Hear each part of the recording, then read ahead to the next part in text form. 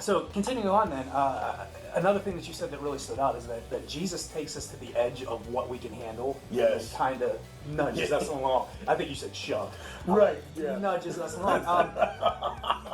What Feels like shoving. feels like shoving, yeah, when you don't want to go, for sure. So is that anything like the Jesus won't give us anything we can't handle statement that we hear floating around? Sure, yeah, just exactly the same. You're oozing sarcasm right now. Yes. So one of the things the Christians have been guilty of over the years is taking Scripture and interpreting it in whatever way makes them feel better at the moment, right? Yeah. And so Scripture does say that God will not give you more than you can handle, but it's the idea that the Apostle Paul says that God will not allow you to be tempted beyond what you are capable of handling, right?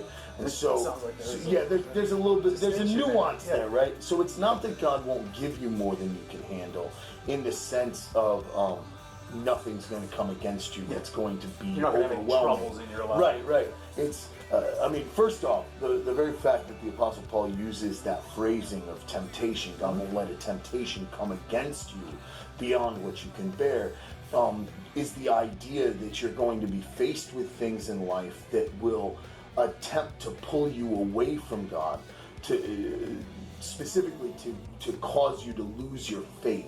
Okay. So, because really, the whole essence of temptation and sin is the idea of living in a way that is contrary to God's design and contrary to His will. Okay. And so what we would call walking in His will or walking according to His design is walking by faith.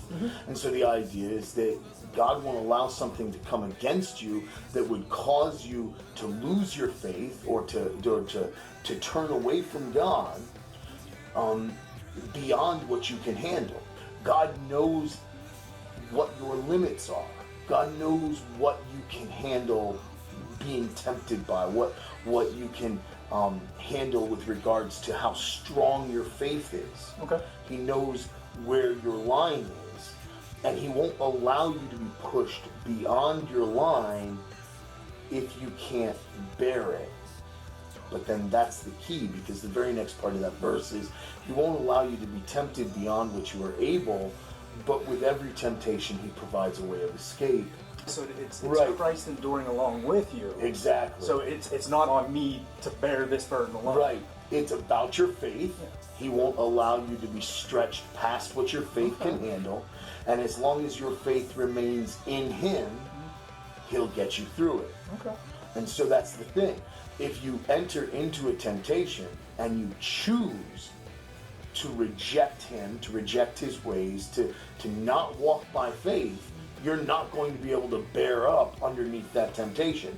The idea is that every time you come to an obstacle or a wall or some issue, you can't say, this was too much for me. Because what Paul is saying is you'll never be in a situation where it was too much for you.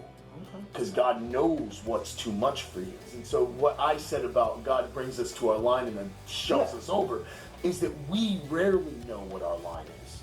Okay. We think that we're here, and God knows that we're here. He knows what our ability is better than we do. Like a strength training coach. Okay. You know, you get a guy who works with you all the time, and he's constantly pushing you to do another push-up or do another pull-up. Or I haven't done pull-ups in years. I haven't done pull-ups in so long I wouldn't even know. But he's always pushing you, right? And you're struggling and you're straining. You're like, I can't do another one. He's like, no, you got it. You got it.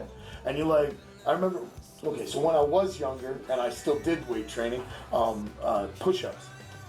You go to do that last bench press. Yeah. And you go to do that last bench press, and you're trying to get the bar up, and you're struggling, and it starts to move around, and the strength trainer comes over, and he sticks his hands under the bar, and he gives you just enough help to get the bar to balance, so that you're not going to hurt yourself. And then he keeps encouraging you. You got it. You're right there. You're right there. If it was left to you by yourself, you'd never go that last one. No. But the strength trainer's always, he knows what you can handle, and he's right there with you.